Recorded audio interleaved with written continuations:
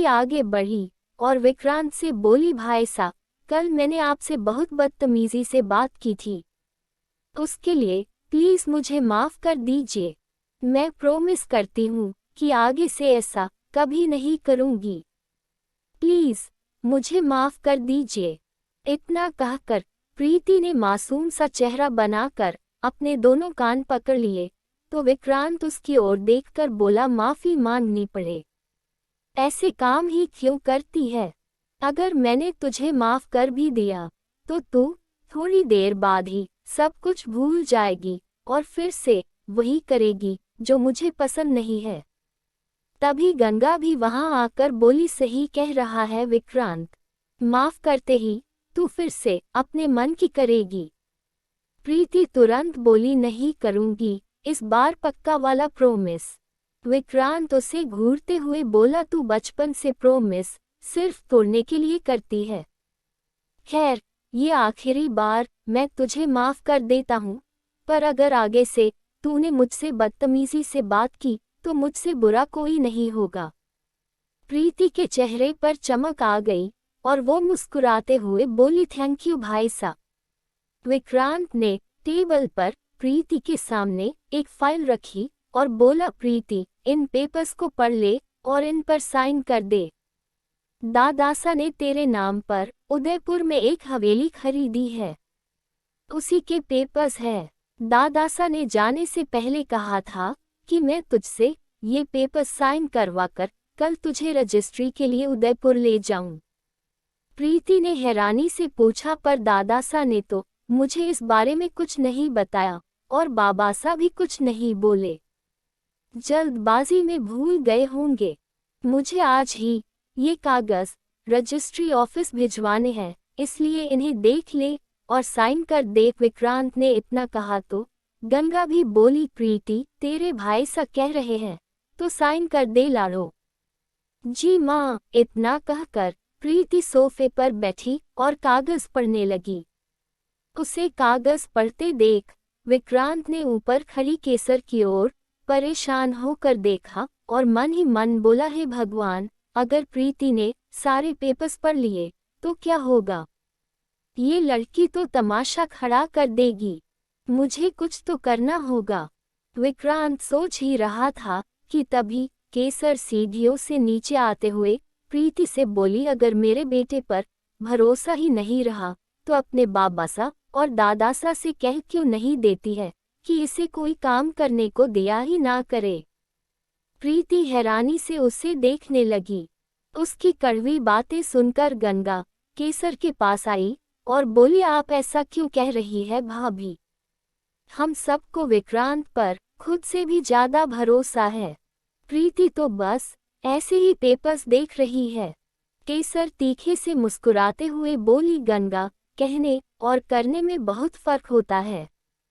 कोई फर्क नहीं होता तायसा, मैं अभी पेपर्स साइन कर देती हूँ और मुझे पेपर्स पढ़ने की भी जरूरत नहीं है, क्योंकि बाबासा और दादासा की तरह मुझे भी भाईसा पर पूरा यकीन है। इतना कहकर प्रीति ने बिना पढ़े ही पेपर साइन करने शुरू कर दिए।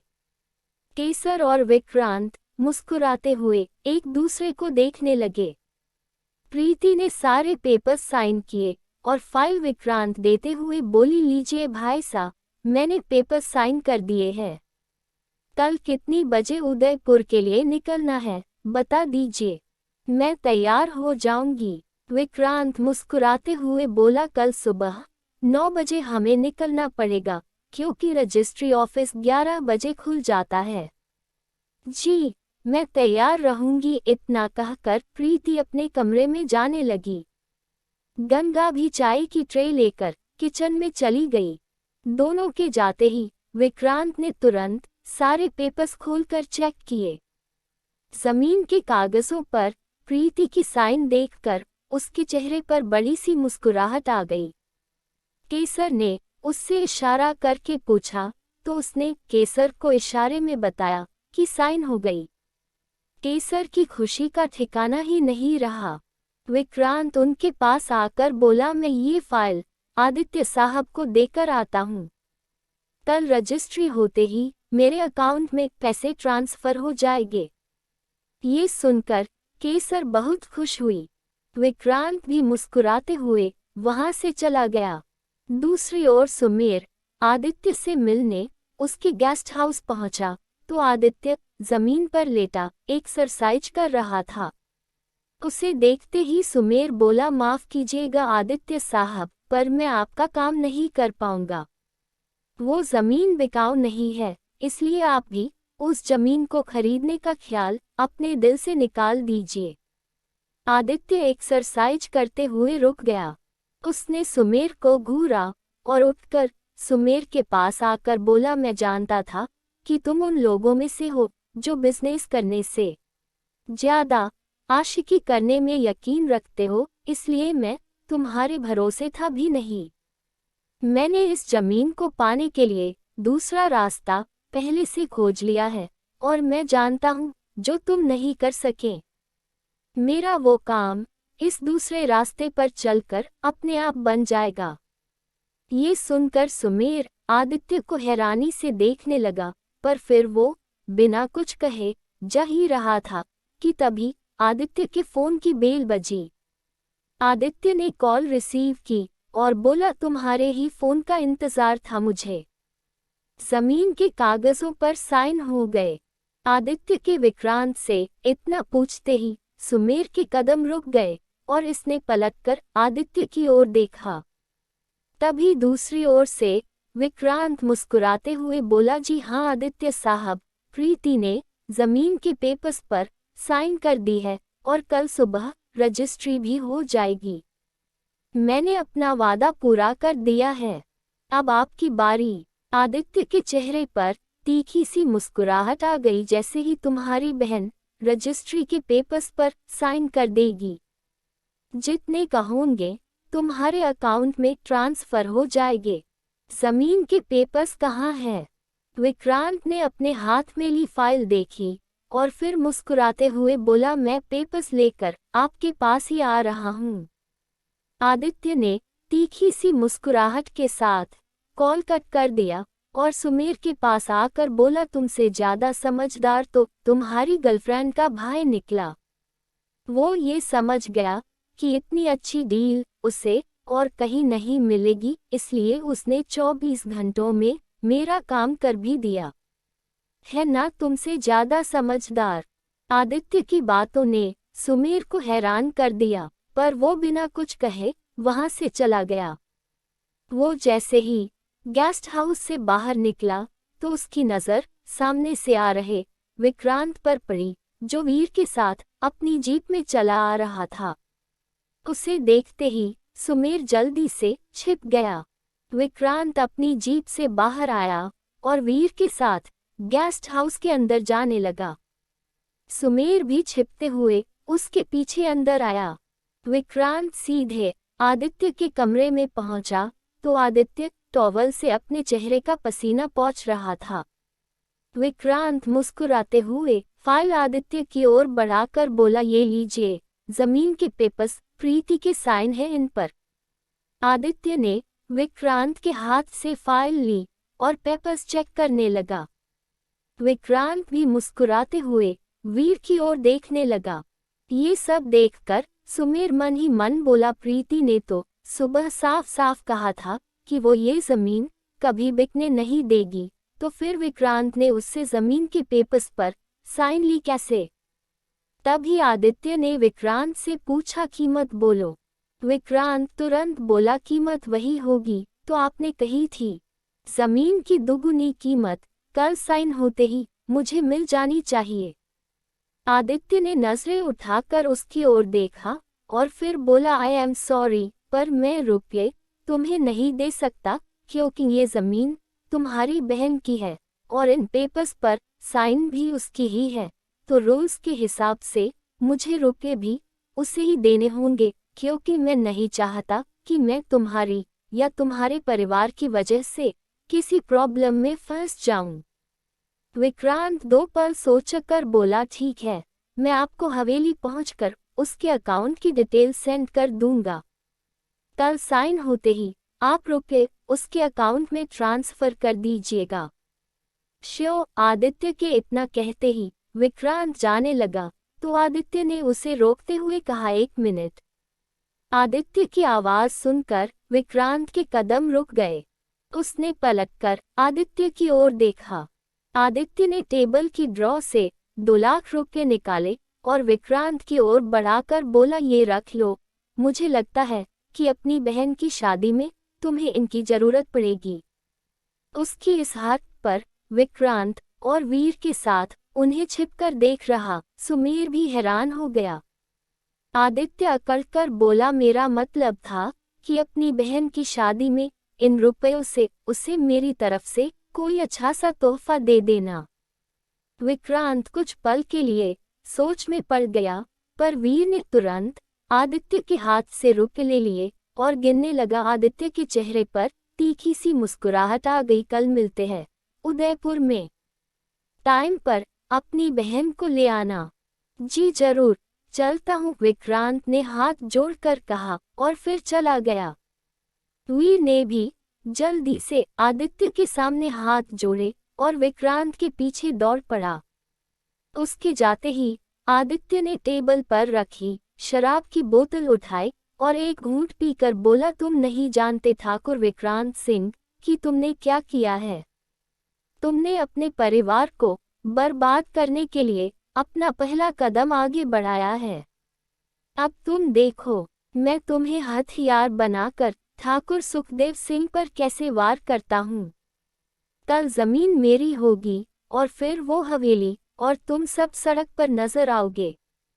अगले दिन सुबह सुबह सुमेर चाय पीते हुए आदित्य और विक्रांत के बीच हुई बातों के बारे सोच रहा था। वो खुद से बोला, विक्रांत को मैं बहुत अच्छे से जानता हूँ और प्रीति को भी। अगर प्रीति ने कहा है कि वो ये जमीन नहीं बिकने देगी तो वो नहीं बिकने देगी। फिर उसने पेपर साइन कैसे कर दिए? कहीं ऐसा तो नहीं कि विक्रांत ने धोखे से प्रीति से जमीन के पेपर साइन करवा लिए हो और प्रीति को इस बारे में कुछ पता ही ना हो। इतना कहकर सुमेर बेड पर बैठ गया और फिर से कुछ सोचने लगा। कुछ तो गड़बड़ है, पर क्या? पता करना होगा। प्रीति विक्रांत के साथ जमीन की रजिस्ट्री के लिए उदयपुर जा रही है। मुझे भी उनके पीछे जाना होगा और मौका देखकर प्रीति से बात करनी होगी। सुमेर ने अपना फोन उठाया और भैरव को फोन किया। अपने घर के बाहर एक पेड़ के नीचे खाट पर सो रहे भैरव ने जैसे ही अपने फोन की बेल सुनी तो फोन रिसीव करके बोला, बोल। सुमेर तुरंत बोला, जल्दी से तैयार हो जा, हमें थोड़ी देर में उदयपुर के लिए निकलना है। भैरव ने हैरानी से पूछा, उदयपुर? पर क्यों? मिलकर बताता हूँ, तू जल्दी से तैयार हो, मैं आ रहा हूँ तुझे लेने। इतना कहकर सुमेर ने कॉल कट कर दी और जल्दी से अलमारी से अपने कपड़े निकालकर नहाने चला गया। इधर आदित्य ने आईने के सामने खड़े होकर अपनी जैकेट पहनी और टेबल पर रखी अपनी दादी की तस्वीर उठाकर बोला, दादी, आज से ठाकुर सुखदेव सिंह की बर्बादी की शुरुआत होने जा रही है।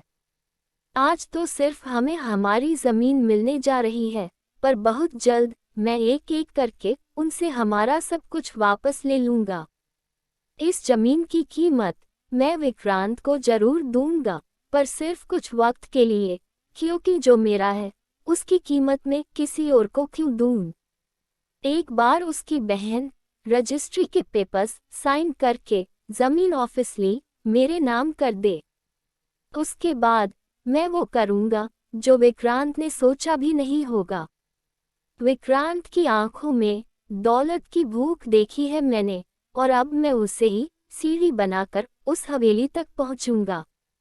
इतना कहकर आदित्य ने अपनी अलमारी से फाइल निकाली और टेबल पर रखा अपना फोन और जीप की चाबी उठाकर गेस्ट हाउस से बाहर आया। उसने जीप स्टार्ट की और ड्राइव करते हुए मन ही मन बोला, ठाकुर सुखदेव सिंह का सब कुछ प्रीति के नाम पर है।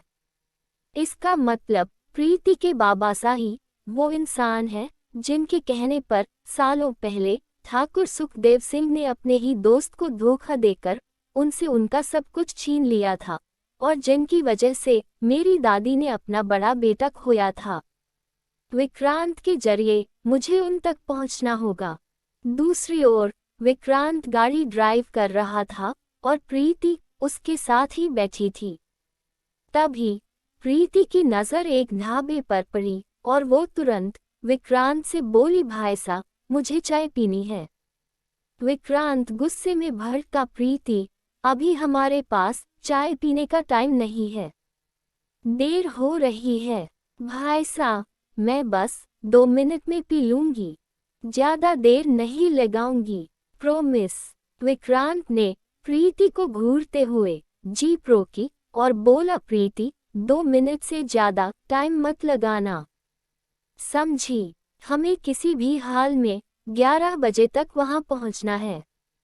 प्रीति जीप से उतरते हुए बोली, ज्यादा देर नहीं लगाऊंगी भाई साहब, जल्दी से पी लूंगी।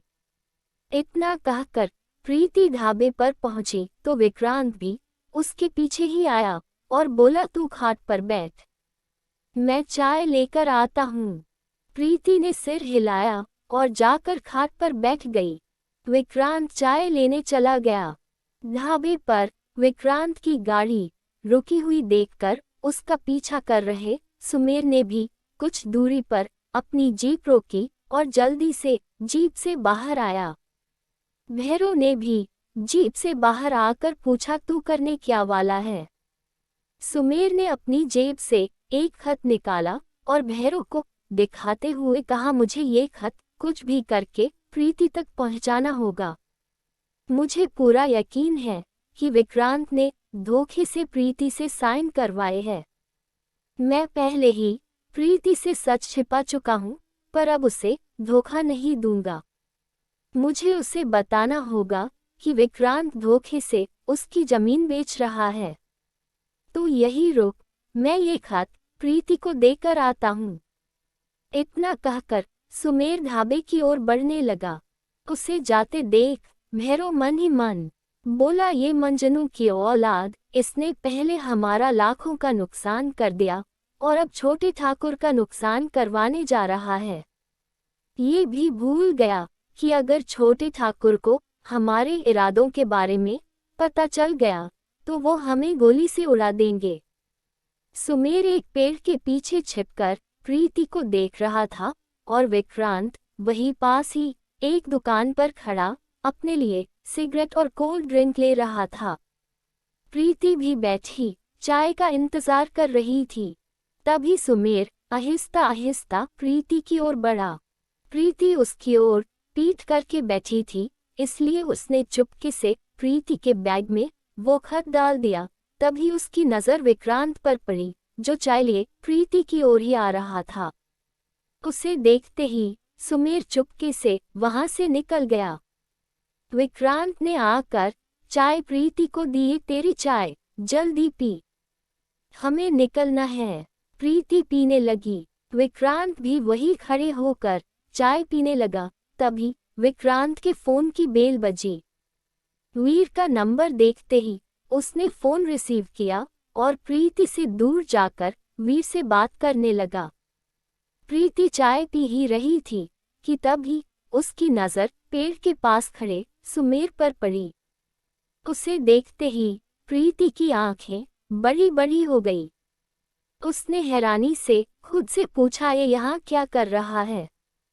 सुमेर ने जैसे ही प्रीति को खुद को देखते देखा तो उसे चुप रहने का इशारा किया। प्रीति ने विक्रांत की ओर देखा, जो दूर उसकी ओर पीठ करके फोन पर बात कर रहा था। प्रीति गुस्से में उठी और पेड़ के पास खड़े सुमेर के पास आई, तू यहाँ क्या कर रहा है? अगर विक्रांत भाईसा ने तुझे यहाँ देख लिया तो तुम दोनों के बीच फिर से पंगे हो जाने हैं। सुमेर आहिस्ता से बोला, इसलिए मैं उसके सामने नहीं आया, पर तुझे भी सच बताना जरूरी है। प्रीति गुस्से में बोली, जो लोग खुद झूठे हो उनके मुंह से सच कहने वाली बातें अच्छी नहीं लगती, समझा तू? इसलिए जा यहाँ से, क्योंकि मुझे तुझसे कोई बात नहीं करनी है।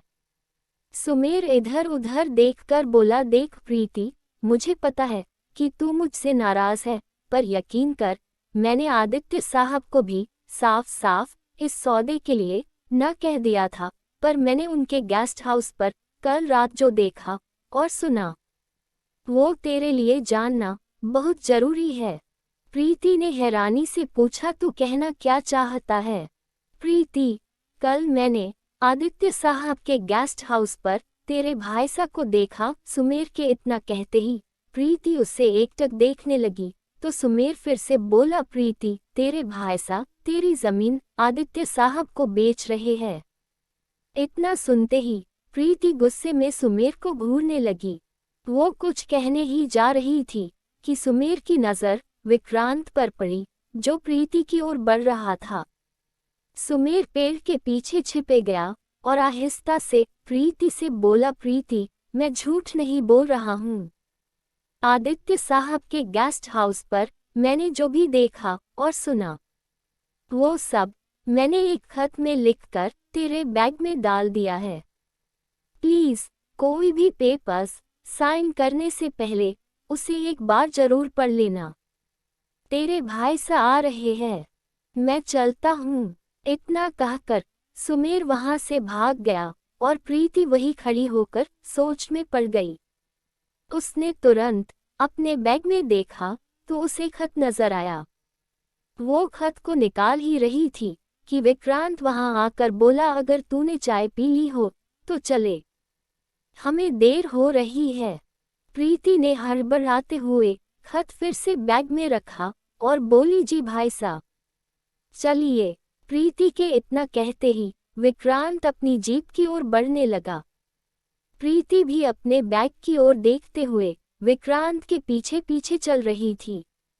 उसने मन ही मन खुद से कहा, ये सुमेर विक्रांत भाईसा के बारे में ऐसी बात सोच भी कैसे सकता है? वो ऐसा कभी नहीं कर सकते।